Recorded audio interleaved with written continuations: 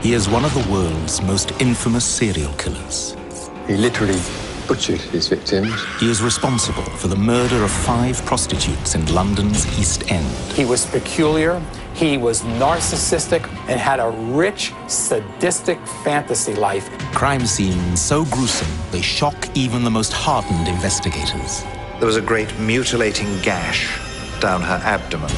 He was somebody who wanted attention, who wanted recognition. But who is this monster that lurked along the gaslit alleys of London's East End? His name? Jack the Ripper. He knew the people, he knew the streets, and he was working on familiar territory in what modern serial killing terms is called the comfort zone. He must have been someone who didn't stand out from the crowd. The true identity of Jack the Ripper is something that we may never really know. But what a name he'd created. I think everybody likes a whodunit, and Jack the Ripper is the classic whodunit. Jack the Ripper, up next on Biography. In 1888, London's East End is little more than a 1 square mile ghetto. For the ragged masses that call it home, survival is a daily struggle. It was overcrowded, overpopulated, with 80 or possibly 90 people living in 3-room a shabby lodging house. Unemployment, prostitution, disease, alcoholism, they were all rife. This was a Skid Row of the metropolis. A terrible area of considerable slums and poverty. You had the Ashkenazi Jews from Russia and Poland. You had a lot of Irish immigrants who'd come over with the potato famine. And it was a noisy, bustling area. It was a dirty and very, very violent area. However, residents are unprepared for the violence to come. The brutality of street fights will be overshadowed by the maniacal torment of a madman. August 31st, 1888. Prostitute Polly Nichols strolls the streets of Whitechapel, looking to make her rent money. Instead, she meets a grisly death. Her throat and her abdomen have been slashed. September 8th. Just 8 days after the murder of Polly Nichols, 47-year-old prostitute Annie Chapman meets her own violent end.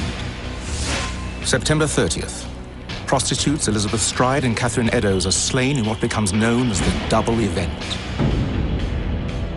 In early November, the same killer strikes again, this time with grotesque violence.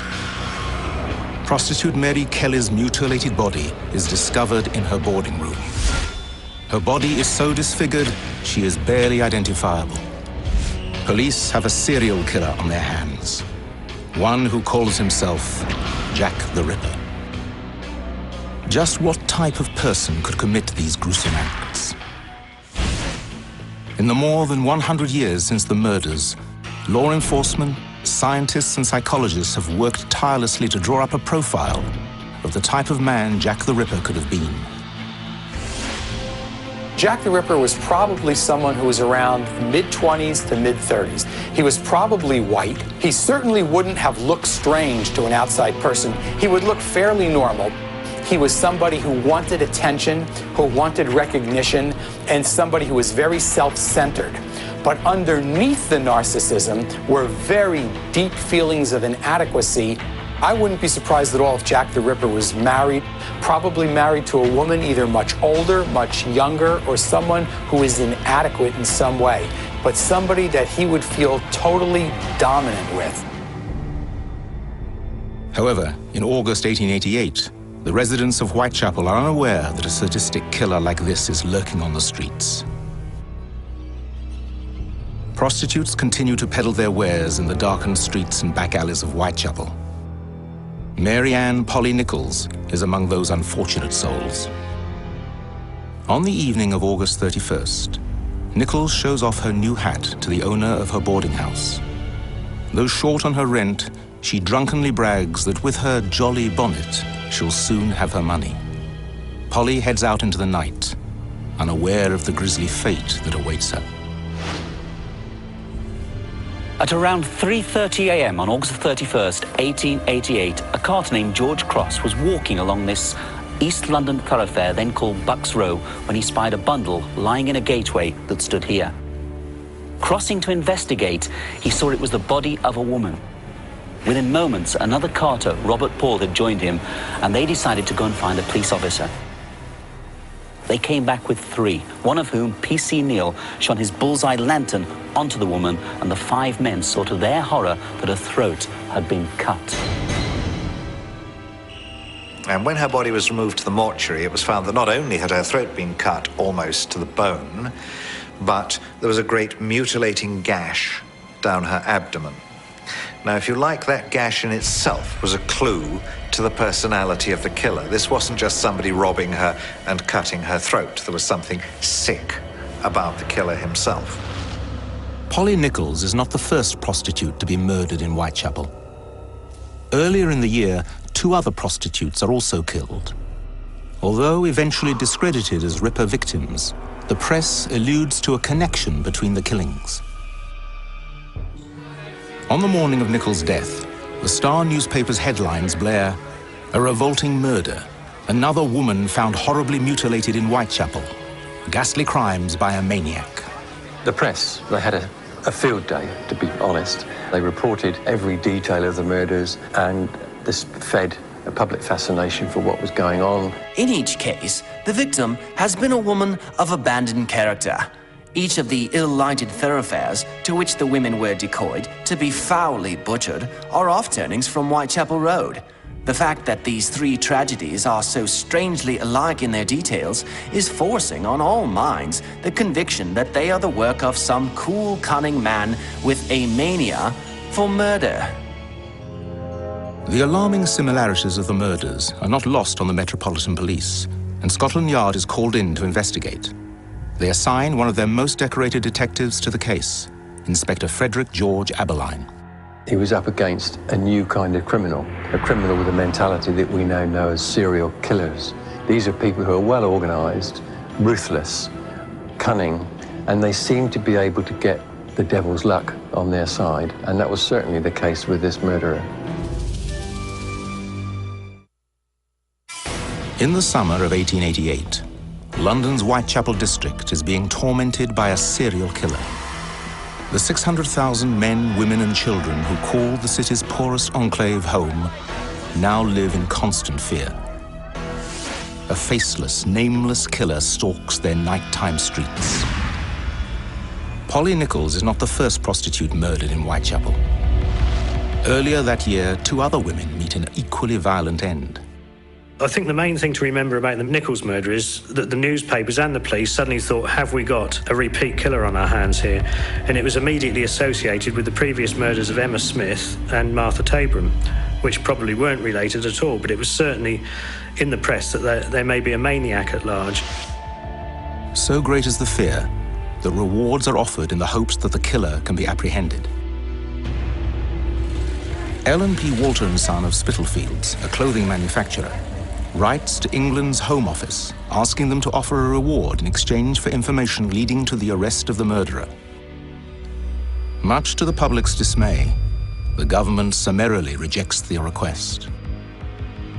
Rewards had in fact been offered by the Metropolitan Police and others at various times in the past, and the policy had been discontinued because it was felt the offering of rewards encouraged people to give false information in the hope of getting the reward.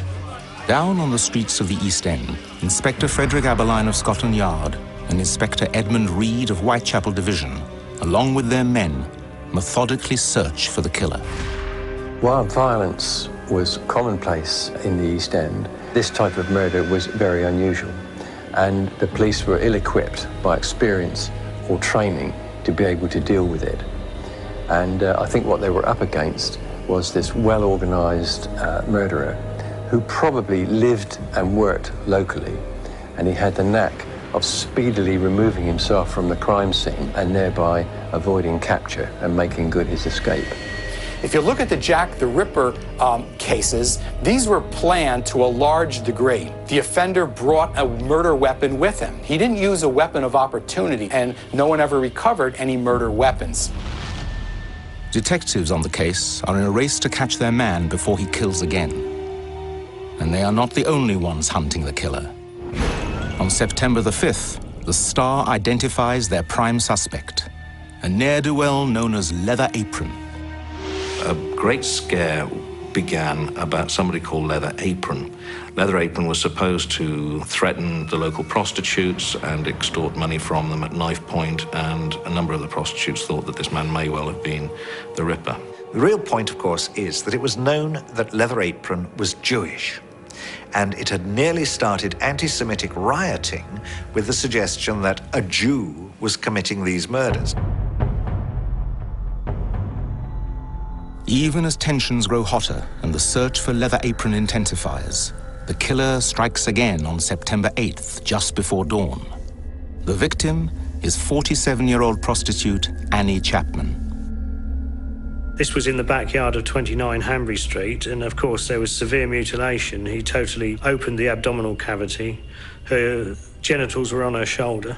He'd removed the womb and taken it away with him, cut her throat, and it was a very unpleasant sight.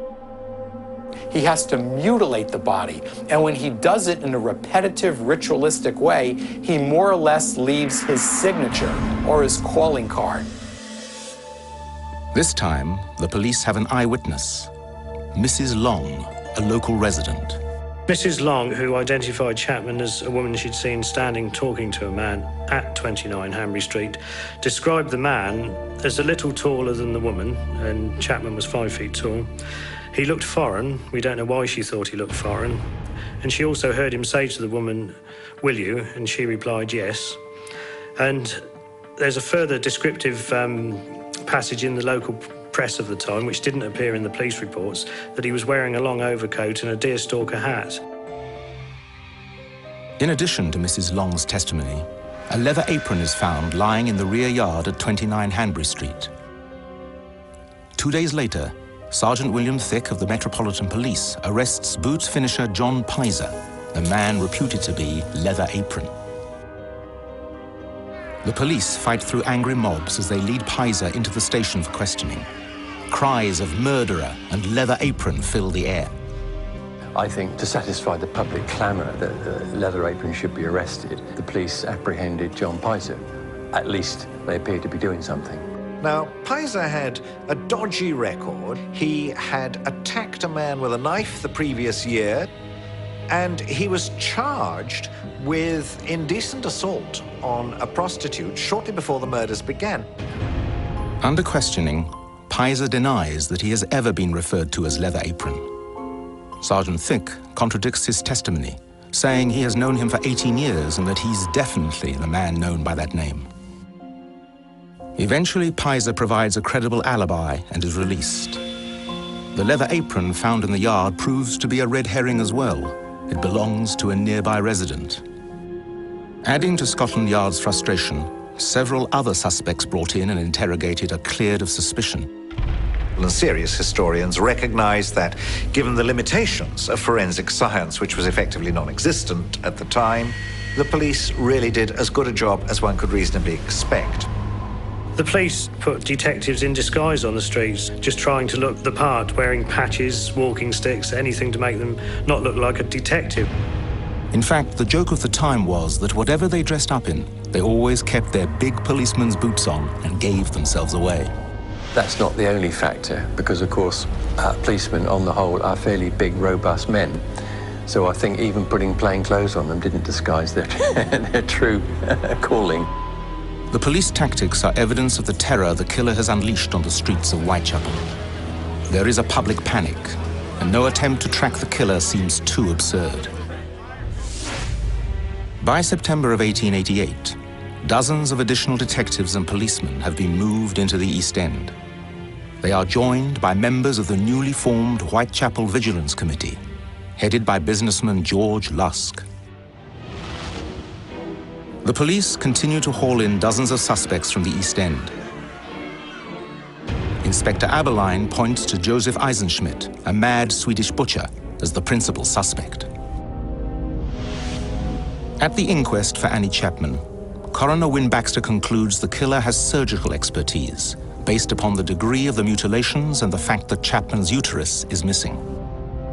The main theories thrown out at the time were that the Ripper might be a butcher or a doctor. This was because some of the medical men examining the bodies thought that he showed some anatomical knowledge. One of them thought he showed actual real skill. One should add immediately that others thought he showed no skill whatever. The butcher theory has some merit, I think, because especially on account of the throat cutting. And that, for me, has resonance with the kind of skill used by a slaughterman. And in the case of the murder victims, it is likely that they were forced to the ground, and then with a single slash of the knife, their throats were cut back to the bone. While speculation on the killer's identity continues, the man himself gets restless. He tries his hand as a writer in the first of 2 letters sent to the Central News Agency on September 27th. Dear boss, I keep hearing the police have caught me, but they won't fix me just yet. The next job I do, I shall clip the lady's ears off and send to the police officers just for jolly. Wouldn't you? Yours truly, Jack the Ripper. The murderous fiend now has a name. The senior police at the time thought that the letters were the work of a journalist who wanted to keep the story going. Most serious scholars today are quite sure that these letters did not come from the murderer. But what a name he'd created, Jack the Ripper.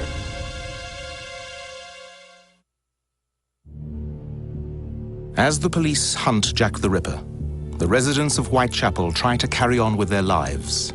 However, this killer has other ideas. In his second letter to the Central News Agency, dated September 27th, the Ripper enthusiastically brags, "My knife's so nice and sharp, I want to get to work right away."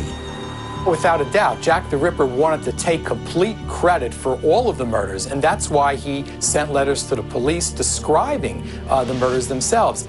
He wanted to offend the police, he wanted to shock the police, and he actually achieved that. The murders of Polly Nichols and Annie Chapman stun the community.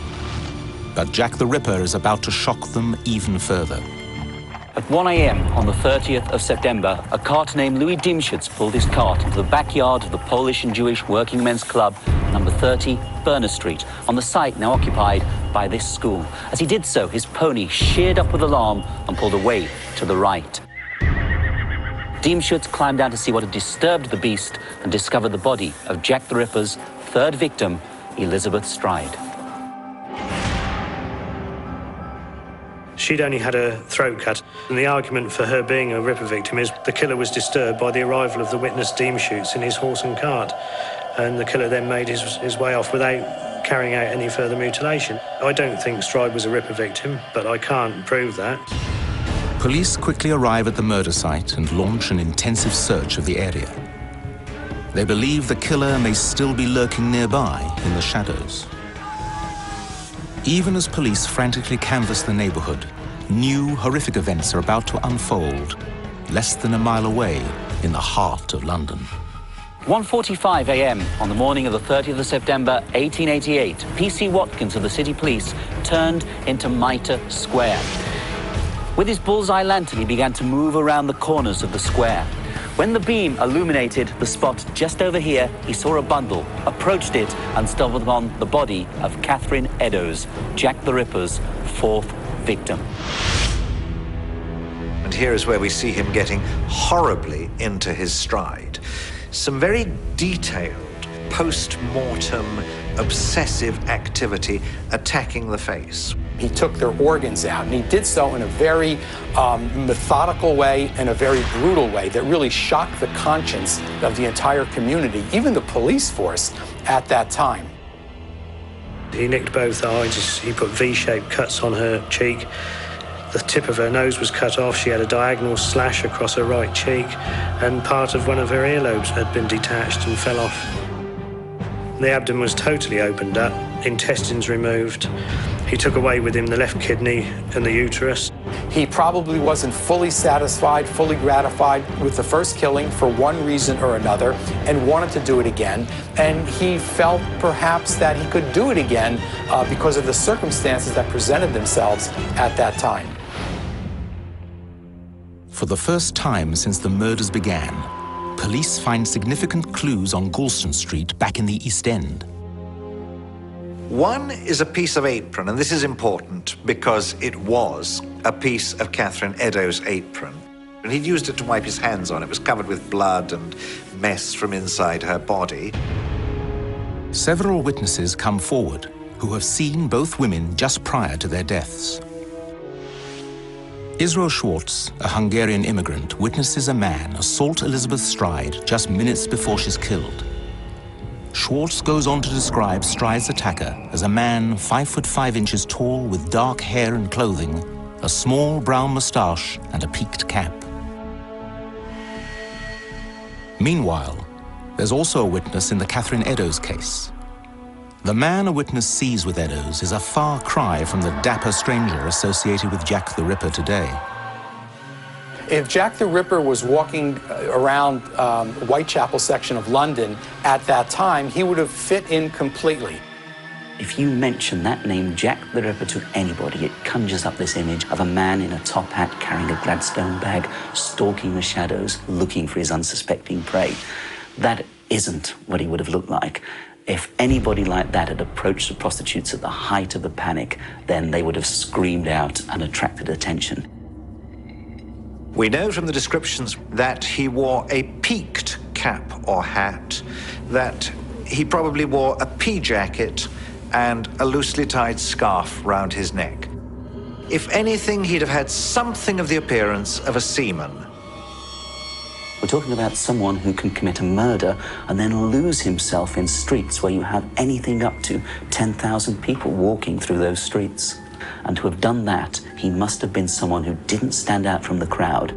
I think he lived locally because the speed with which he escaped from the crime scene, even when the area was intensely patrolled by police. If he were a slaughterman, then he could have escaped from the crime scene to his place of work.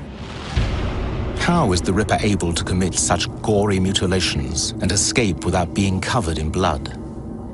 Detective Edmund Reed later described the police's frustration and the killer's cunning modus operandi. The position of the blood in the body showed that he had slashed her throat with his right hand from right to left, causing the blood to spurt away from him, so that he probably never had any bloodstains on his clothes. One of the great difficulties of the case for the police was that it was a case of a maniac's cunning outwitting reason's methods. Jack the Ripper could have easily brought a change of clothes with him. It was noted, at least by one eyewitness, that a person at the crime scene around that time was carrying a big bag with him. On the morning after the double murder, the Central News Agency receives another taunting postcard from Jack the Ripper. It is written in red ink and matches the handwriting of the previous correspondence. It is believed that the letter was written on September 30th, the date of the killings. I was not codding, dear old boss, when I gave you the tip. You'll hear about Saucy Jackie's work tomorrow. Double event this time. Number one squealed a bit, couldn't finish it straight off. Had not time to get ears for police. Thanks for keeping last letter back till I got to work again. Jack the Ripper. If you look at the letters as a whole, the letters themselves are very interesting. The letters are taunting the police. Certainly the letter writing would be consistent with the type of personality outlined before. Someone who's narcissistic, who wants attention, who wants to show how smart he is, that wants to taunt the police that he, Jack the Ripper, is in control and not members of law enforcement. On the same day the letter arrives at the Central News Agency, the Lord Mayor of London offers a £500 reward for information leading to the conviction of Catherine Eddowes' killer. He receives nearly 1,400 tips. Fear of the Ripper leads many prostitutes to abandon their nocturnal pursuits. Scotland Yard increases the number of men on patrol from 27 to 89. No two policemen are further than 15 minutes from each other as they walk their beats. Copies of the two Ripper letters are published and posted throughout the East End in the hopes that someone will recognize the handwriting. On October 16th, George Lusk, head of the Citizens' Whitechapel Vigilance Committee, receives a mysterious parcel in the mail. It was a small cardboard box containing half a human kidney longitudinally divided, and a letter from hell stating it was half the kidney he'd taken from one of the women, which he had preserved. It wasn't signed with any name, it just said, "Catch me when you can." The one letter that some experts today think might be genuine is the Lusk letter. But the kidney is really another of the slightly grey areas. For a long time, we all thought it was a hoax. But more recently, Nick Warren, the editor of Ripperana, who is himself a surgeon, has looked closely at the medical report on Catherine Eddowes, and there are medical reasons for thinking that this kidney could have come from Catherine Eddowes. Even as Lusk receives the macabre package, Scotland Yard and City Police bring in more than 80 suspects for questioning and follow up on hundreds of leads. As weeks pass by, public fear abates, and many of the East End's more than 1,200 prostitutes return to their nighttime rounds. The development plays right into the hands of the opportunistic killer, a fact lamented by Chief Inspector Henry Moore, a colleague of Aberline's. What makes it so easy for him is that the women lead him of their own free will to the spot where they know interruption is least likely. It's not as if he had to wait for his chance. They make the chance for him. By October 1888, Jack the Ripper claims 4 victims in his murderous rampage. However, the killer is far from finished. His first 4 victims have striking similarities. All prostitutes in their 40s who love a good drink. Mary Jane Kelly is not one of those women, although she works as a prostitute in the East End. The attractive 25-year-old sees her clients in her boarding room at Miller's Court. Her rent is well overdue, so she continues working despite the fact a killer is on the loose. In the early morning hours of November 9th, a man carrying a parcel, and who is later described as foreign-looking with a carroty moustache, enters Mary Jane Kelly's room. A couple of hours later, neighbors report hearing a cry of murder, but no one investigates any further.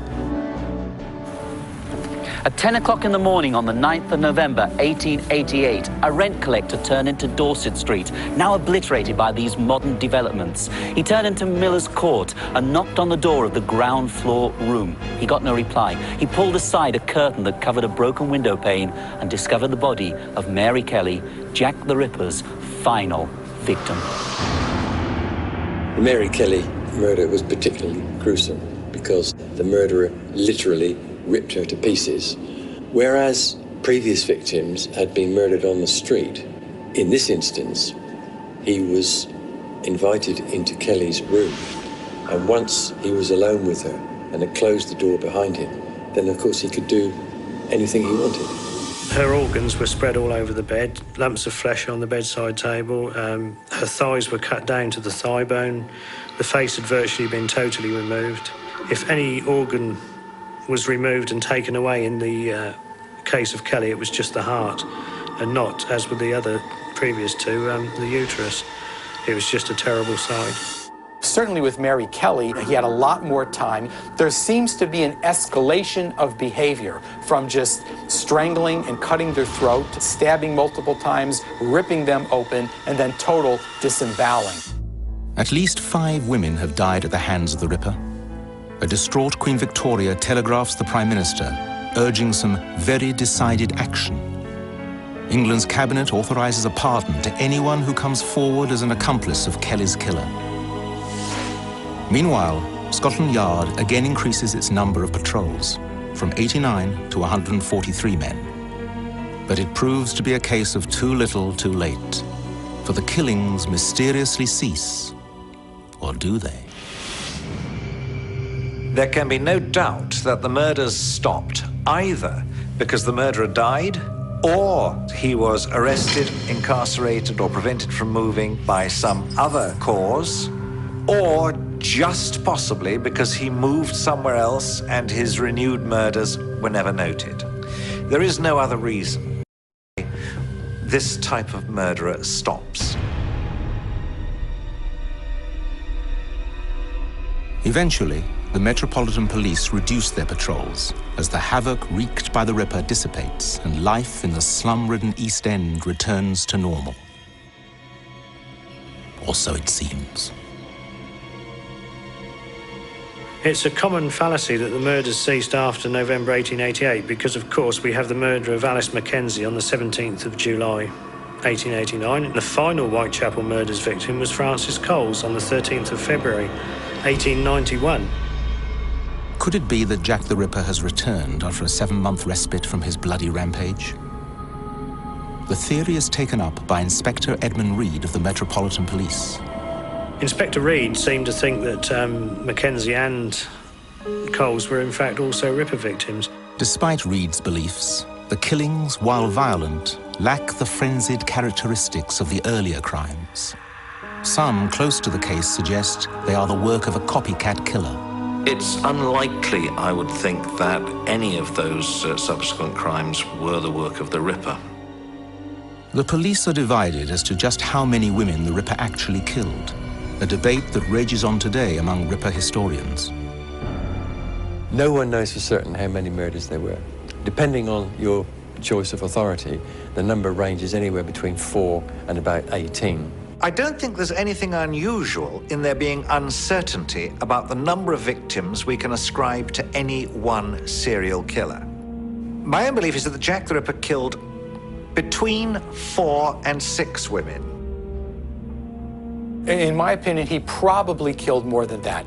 And I say that because it's very hard to stop this on your own. Most so-called experts plumb for 5, and they are Nichols, which was the 31st of August 1888, through Annie Chapman, Stride, Eddowes, and the final victim being Mary Kelly. But even more controversial than the number of victims attributed to Jack the Ripper is the identity of the man himself.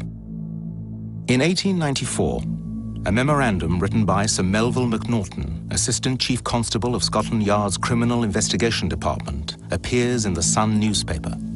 He penned a document naming 3 people he thought were likely suspects: Druitt, Ostrog and Kosminski. This 1894 mention is the first mention we find of those names in connection with the murders. Druitt was a school teacher and barrister. He committed suicide at the end of 1888, shortly after the murder of Mary Kelly. Apparently feared that he was going insane. We have absolutely no knowledge or idea of why he ever became a candidate for being the Ripper, other than the fact that Macnaghten says the family thought that he was possibly the murderer. The second suspect is believed to be Aaron Kosminski, a Polish-Jewish hairdresser who was declared legally insane in 1888. Sir Robert Anderson, head of Scotland Yard's CID, claims that a witness identified this man as the murderer.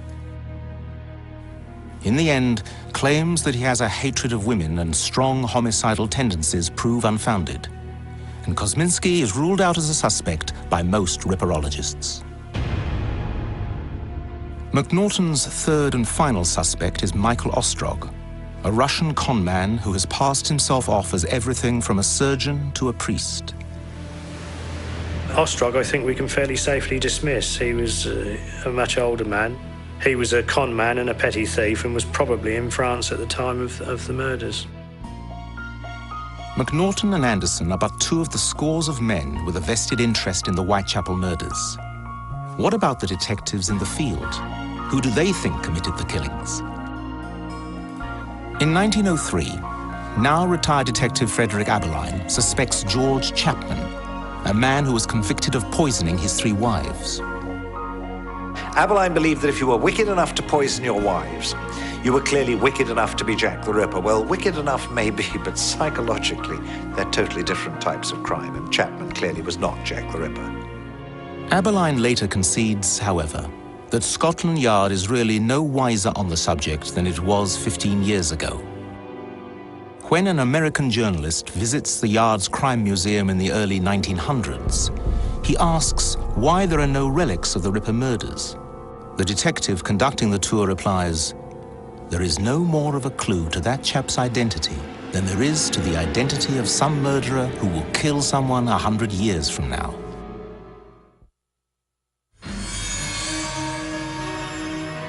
Over 100 years since the Ripper claimed his last victim, the case remains the subject of obsession.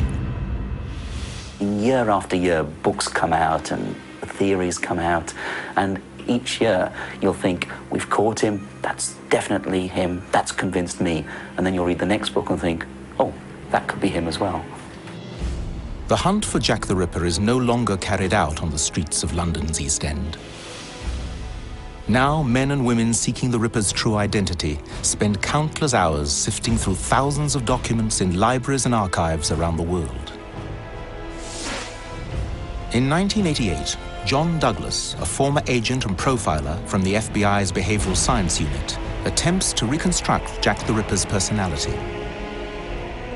Douglas believes that the Ripper mutilated animals as a child, worked as a butcher or mortuary attendant, was plagued by paranoia, and probably carried a knife for protection. Douglas also guesses that the Ripper lived or worked very near the location of his first murder and harbored a great hatred for women and prostitutes. I think Jack the Ripper was a person consistent with what we know about the persona of modern serial killers, probably an individual of low esteem, seeking revenge, perhaps, against the world, and doing this by killing the people that made easy targets.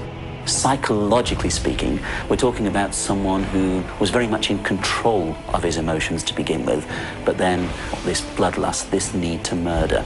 Motive-wise, there's no motive. He does it for the satisfaction of the murders. In 1992, a journal surfaces that is purported to be that of Jack the Ripper. The author is supposedly James Maybrick, a Liverpool cotton broker who died in 1889. Numerous experts are called in to ascertain the document's authenticity. There's no information in the Maybrick diary which is in any way significant, there's nothing there which tells us anything or provide us with any additional information, which is one of the reasons why so many people initially considered it was a forgery anyway. Year after year, the public is deluged with some rather sensational Jack the Ripper theories, ranging from speculation that the Ripper was Queen Victoria's grandson, Prince Albert, to a suggestion that the crimes were the work of the secretive order of Freemasons. There's really no evidence of that at all. It's really totally nothing but speculation. I think the case has produced a huge number of suspects simply because there is this desire to identify the Ripper. And I think, when there's not a real suspect, then sometimes they get manufactured. In 1993, Ripper historian Stuart Evans makes a stunning discovery. An 80-year-old letter written by Chief Inspector John George Littlechild, head of Special Branch, Scotland Yard. I found the Littlechild letter naming a brand new suspect that nobody had ever heard of before. And that was Dr. Tumblety, the quack American doctor.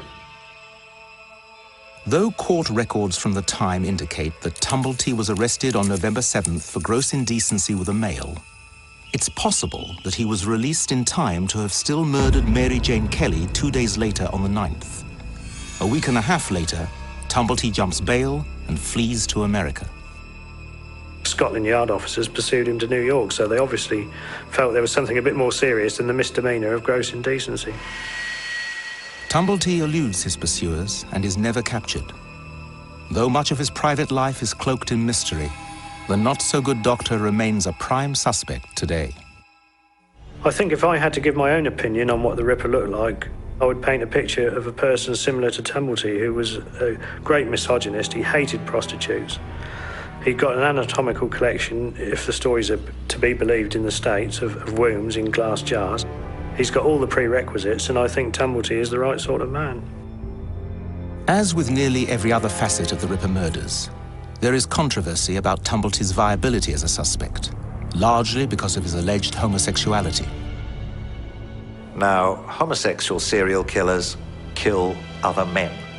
They don't kill women. In the case of the Ripper, we are definitely looking for a heterosexual, not for someone like Dr. Tumblety. Dr. Tumblety is an unlikely suspect, in my view. He was described as a tall, rather lanky man with effeminate ways, which earned him the nickname of Miss Francis. He also wore a flamboyant moustache, and this is shown in most of the photographs of him. a most unlikely character to be seen in the East End. He would have stuck out like a sore thumb. If not Tumblety, who are the prime suspects today? Was Jack the Ripper truly a madman who lived in the East End? I think it's likely that our murderer was a man who by occupation was a slaughterman, who was familiar with the area. He knew the people, he knew the streets, and he was working on familiar territory in what, in modern serial killing terms, is called the comfort zone. I believe that Jack the Ripper was probably a man who was put into the asylum under the name of David Cohen by the police. Now, he goes in at precisely the right time for the murders to stop. He is a poor foreign immigrant Jew from Whitechapel, and he is the most violent man to appear in the asylum over the next 2 years.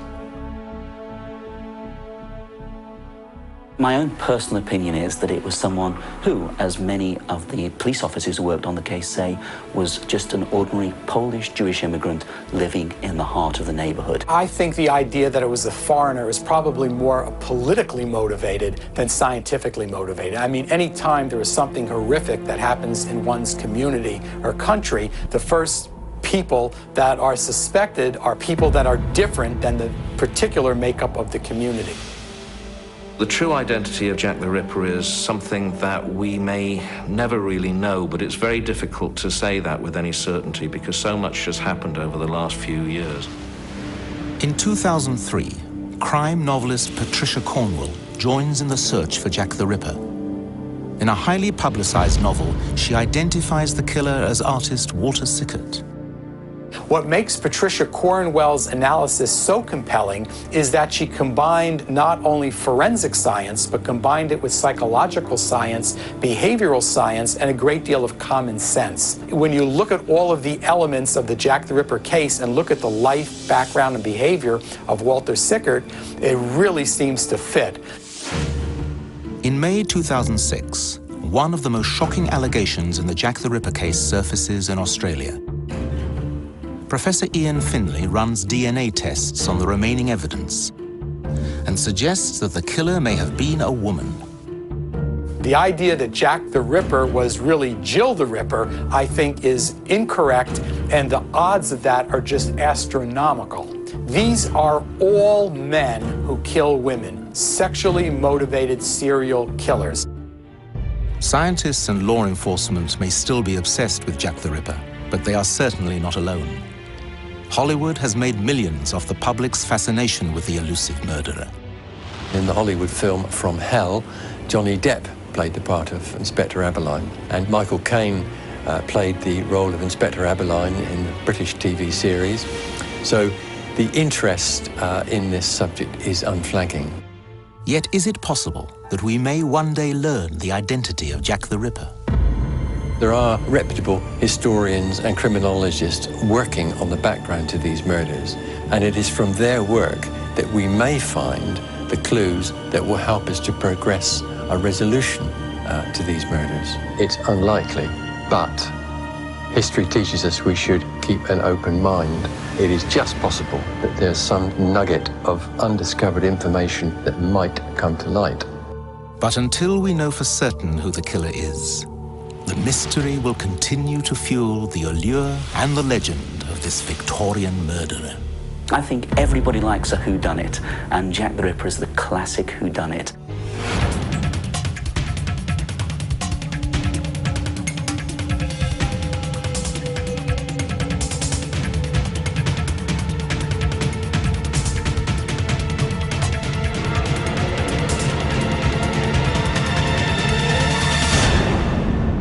I keep hearing the police have caught me, but they won't fix me just yet. Yours truly, Jack the Ripper.